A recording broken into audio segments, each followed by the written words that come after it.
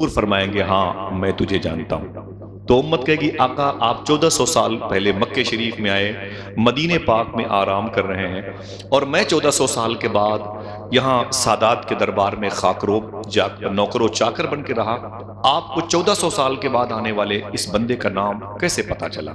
تو حضور ارشاد فرمائیں گے جس کا دل کہے وہ خوش ہو جائے، حالانکہ دل تو خوش ہوتا ہے، وہ نفس کی وجہ سے خاموش ہو جاتا ہے۔ ٹھیک ہے، سنیں، حضور ارشاد فرماتے ہیں کہ بات یہ ہے کہ جب تو زندگی میں اپنے مجلسوں میں میری بارگاہ میں درود پڑھتا تھا، تو جب فرشتے تیرا درود لے کر کے میری بارگاہ میں آتے تھے تو درود کے بعد تیرا نام بھی مجھے بتا دیا کرتے تھے۔ اللہ اللہ سبحان اللہ، یعنی میں تجھے درود کی وجہ سے علی واصف سے پوچھا گیا کہ درود پڑھنے کا کی جو شرط ہے وہ کیا ہے؟ درود پڑھنے کی جو شرط، سوال سمجھیں گے تو جواب سمجھیں گے۔ درود پڑھنے کی شرط کیا ہے؟ تو پروفیسر واصف علی واصف فرماتے ہیں درود پڑھنے کی ایک شرط ہے، صرف ایک شرط ہے۔ بولے وہ کیا؟ تو فرماتے ہیں واصف علی صاحب کی درود پڑھنے کی یہ شرط ہے کہ درود پڑھنے والا اور جس پر درود پڑھا جائے مدینے والے آقا۔ سوال سمجھے؟ درود پڑھنے والا اور جس پر درود پڑھا جائے دونوں کا زمانہ ایک ہونا چاہیے۔ میں یہ جملہ کہہ کے چپ ہوتا ہوں، آپ کے چہرے دیکھوں، افہام و تفہیم کے مادے کا اسٹیکر کہیں چسپا ہے کہ نہیں، دانائی ہے، فہم ہے، آپ ذکاوت کے مالک ہیں کہ نہیں۔ میں پھر سے ریورس کر دوں، واصف علی واصف فرماتے ہیں درود پڑھنے کی ایک شرط ہے، وہ یہ کہ درود پڑھنے والا یعنی آپ اور جس پر پڑھا جائے مدینے والے آقا، دونوں کا زمانہ ایک ہونا چاہیے۔ سبحان اللہ سبحان اللہ، تب درود پڑھنا چاہیے، ورنہ نہیں۔ تو بولے اس کا مطلب ہم درود نہ پڑھیں؟ بولے کیوں؟ بولے ہم تو حضور کے زمانے میں نہیں تھے۔ واصف علی واصف فرماتے ہیں یہ سچ تم نے کہا، تم حضور کے زمانے میں نہیں تھے، لیکن یہ بھی حقیقت ہے کہ حضور تو تیرے زمانے میں ہیں۔ نعرے حضور تو تکبیر، تیرے زمانے میں، نعرے تجھے رسالت، درود پڑھنا چاہیے۔ سبحان اللہ، سمجھ رہے ہیں آپ؟ درود کے والے سے ایک آخری بات سن لیں، اس کے بعد تھوڑی سی بات ہے ان آقاؤں کے قدموں کے غسالے کو پیتے ہوئے انشاءاللہ یہی کی بات یہی ہوگی انشاءاللہ۔ سنیں، محبت سے کہہ دیں سبحان اللہ، توجہ دیں، کوئی بھی خارجی ہنگامے یہاں پہ مجھے نظر نہ آئیں گے انشاءاللہ، اور میں ان کا جو ہے مزاج بھی رکھتا نہیں، بہت شائستگی سنیں۔ حضور صوفی سلطان میاں شاہ صاحب قبلہ سے پوچھا گیا ایک درویش مست قلندر سے کہ درود پڑھنے کا طریقہ کیا ہے؟ پڑھتے ہیں تو طریقہ بھی سن لیں، درود پڑھنے کا طریقہ کیا ہے؟ تو صوفی صاحب فرماتے ہیں کہ وہی طریقہ ہے جو نماز پڑھنے کا ہے، وہی طریقہ ہے جو نماز پڑھنے کا ہے۔ بولے نماز پڑھنے کا طریقہ کیا ہے؟ بولے حضور ارشاد فرماتے ہیں، سید الکونین صلی اللہ علیہ وسلم ارشاد فرماتے ہیں ایسے نماز پڑھو، ایسی نماز پڑھو یا تم خدا کو دیکھ رہے ہو یا خدا تمہیں دیکھ رہا ہے۔ پھر کہتے ہیں ایسے ہی درود پڑھو یا تم نبی کو دیکھ رہے ہو یا نبی تمہیں دیکھ رہا ہے۔ سبحان اللہ سبحان اللہ، یہ تمہیں حضوری کے آداب سکھائے گا، یہ تمہیں حاضر باش کر دے گا، یہ تمہارے شہر سے مدینہ پاک کا جو ڈسٹینس ہے، جو فاصلہ ہے، اسے ختم کر دے گا۔ اگر مؤدب انداز میں درود پڑھنے کی عادت پڑ گئی تو درود پڑھنے سے پہلے حضور کو خبر ہو جائے گی۔ ہم اس عقیدے کو فالو کرتے ہیں کہ نہیں؟ فرماتے ہیں صوفی صاحب قبلہ کہ جو کہتا ہے حضور یہ نہیں جانتے، حضور یہ نہیں جانتے، حضور یہ نہیں جانتے، اس سے کہہ دو تیرے اس نہ جاننے کو بھی حضور جانتے ہیں۔ سمجھ رہے ہیں؟ تو بہت ہی مؤدب طریقے سے یہاں کے در و بام کو، فرشتوں کو، مقربان بارگاہ الہ کو، یہاں کی روحانیت کو اور حضور سیدنا شیخ کے مبارک لہو کو گواہ بنائیں، علماء کرام کے علم کو گواہ بنائیں، علم علی کے فیضان کو آپ گواہ بنائیں، بہت ہی مؤدب طریقے سے درود شریف کا خراج پیش کریں۔ اللہم صلی علی سیدنا و شفیعنا و نبینا و مولانا نورک محمد۔ سے پوچھا ایک درویش یہاں رہتا تھا، وہ کدھر گیا؟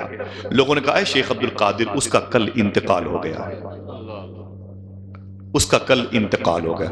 میں نے کہا انتقال ہو گیا؟ بولے ہاں۔ تو سیدنا شیخ فرماتے ہیں میں نے کہا کہ اس کی قبر کہاں ہے؟ سنیں، غالب نے کیا کہا تھا، یہ عشق نہیں آسان، بس اتنا سمجھ لیجئے ایک آگ کا دریا ہے اور ڈوب کے جانا ہے۔ ڈوب جانے کی بات نہیں کی، عشق کے لیے قربانیاں دینی پڑتی ہیں۔ 700 روپے کلو گوشت کھا کے ہڈیاں غیر مسلم ہندو بھائیوں کے دروازوں پر پھینک دینے کا نام عشق نہیں ہے۔ سمجھ رہے ہیں؟ دوسروں کے ٹیبل پر کھانا کھاتے وقت روٹیوں کی سیلفی لے کر کے اسے اپنے جوتوں کے نیچے مسلنا کہ اس میں کسی نے اسے پہلے سے اس کے ٹکڑے توڑ لیے ہیں، اب انفیکشن کا خطرہ ہے، عشق نہیں ہے۔ اپنے بچوں کو بٹھا کر کے آپ مرغ مسلم کی دعوتیں کھلانا، یتیم بچوں کو جوتوں سے مارنا عشق نہیں ہے، یہ قربانیاں مانگتا ہے میرے بھائی، سمجھے آپ؟ قربانیاں مانگتا ہے۔ کیا کہا تھا شاعر نے؟ کھال کھچتی ہے کٹتی ہے گردن، عشق کرنا تماشا نہیں ہے۔ عشق دیکھنا ہے تو آپ طائف جائیں اور رسولوں کے سردار کو دیکھیں، اور نہ سمجھ میں آئے تو پھر آپ کربلا چلے جائیں، وہاں سب کچھ نظر آ جائے گا۔ سمجھے آپ؟ عشق قربانی مانگتا ہے۔ سرکار غوث پاک فرماتے ہیں، میں نے کہا بابا وہ کدھر گئے؟ بولے وہ تو کل مر گئے۔ میں نے کہا پھر ان کی تدفین کہاں عمل میں آئی؟ ان کی قبر کہاں بنی؟ ان کی مٹی کہاں ہوئی ہے؟ معلوم لوگوں نے کیا کہا؟ بولے اے شیخ ان کے بارے میں ہمیں علم نہیں تھا، وہ کس مذہب کے تھے، اپنا مذہب تک چھپا لیا، اس قدر فنائیت کی منزل میں تھے۔ بولے پھر لوگوں نے کہا کہ ان کے پیر میں رسی باندھ کر کے انہیں ہم نے باہر پھینک دیا ہے، چیل کوے ان کی لاشوں کو نوچ نوچ کے کھا رہے ہیں۔ کتاب میرے گھر پہ رکھی ہے، اس میں یہ جملہ بھی لکھا ہوا ہے کہ کتے بھی ان کی لاش کو نوچ کے کھا رہے ہیں۔ عشق ہے، قربانی مانگتا ہے۔ سرکار غوث پاک فرماتے ہیں پھر بولے ان کے پیروں میں رسی باندھ کر کے انہیں کھینچ کر کے باہر پھینک دیا گیا، ادھر باغات میں، پہاڑیوں کے علاقے میں، جنگلوں میں، وہیں جا کے دیکھیں آپ۔ سیدنا شیخ فرماتے میں آگے گیا، مجھ پر عجیب و غریب کیفیت آ رہی تھی، میں قریب گیا تو میں نے کیا دیکھا؟ واقعی چیل کوے ان کی لاش کو نوچ نوچ کے کھا رہے تھے۔ سرکار غوث اعظم فرماتے میں گیا تو جلال میں تھا، اور میں اس لاش سے مخاطب ہوا، او درویش، او مرد قلندر، اللہ کے فقیر، سن، اللہ کا ولی وعدہ خلاف نہیں ہوتا، ولی وعدہ شکن نہیں ہوتا، ولی وعدے سے مکرتا نہیں ہے۔ تم نے مجھ سے کل کہا تھا کہ کل آؤ گے تو جواب مل جائے گا، اور تم میرے آنے سے پہلے نکل لیے، یہ ولایت کی شان نہیں ہے۔ تو اس نوچی ہوئی لاش سے آواز آئی، اے شیخ عبد القادر تیرا سوال کیا تھا؟ ایک منٹ یہ بتاؤ آواز آ سکتی ہے کہ نہیں؟ بولو بھائی بولو، عقیدہ ہے تو اونچی بولیے گا۔ آ سکتی ہے، بالکل آ سکتی ہے۔ یہ تو غوث پاک کے زمانے پیر مہر علی شاہ سرکار غوث پاک کے شہزادے ہیں، اسی قبیلے نور کی ایک شاخ ہیں، ان کا مرید ان کے پیر دبا رہا تھا، بولا کہ بابا دعا کر دو بغداد شریف چلا جاؤں، وہ ٹس سے مس نہ ہوئے، بولے حضور دعا کر دو بغداد چلا جاؤں، ہیلے تک نہیں سرکار پیر مہر علی شاہ۔ پھر اس نے کہا کہ حضور دعا کر دو بغداد چلا جاؤں، بولے کیوں کیوں کیوں، کیا کرے گا بغداد جا کے؟ بولے حضور سیدنا شیخ غوث پاک کے روزے کی زیارت کرنا چاہتا ہوں۔ پیر مہر علی شاہ اٹھ کے بیٹھ گئے، فرماتے ہیں اگر غوث پاک یہیں آ جائیں تب؟ تذکرے غوثیہ میں لکھا ہے سامنے غوث اعظم کھڑے تھے، آواز کا آنا تو بھائی کیا بات ہے، جب ان کے گدا بھر دیتے ہیں شاہان زمانہ کی جھولی، محتاج کا جب یہ عالم ہے۔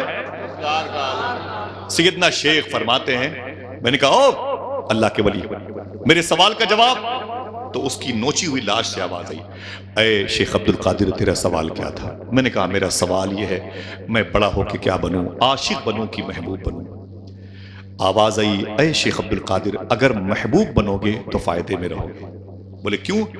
بولے محبوب بنو گے تمہاری بڑی ناز برداری کی جائے گی، تمہارے ناز نخرے اٹھائے جائیں گے، بہت لاڈ پیار کیا جائے گا، تمہارے پیروں کا دھون پئیں گے، تمہارے قدموں کے نیچے لوگ اپنا دل بچھا دیں گے، اپنی آنکھوں کو کارپیٹ بنا کے بچھا دیں گے، بڑی آؤ بھگت ہوگی، پورا شہر، پوری دنیا، پوری کائنات تمہارے پیچھے پیچھے گھومے گی۔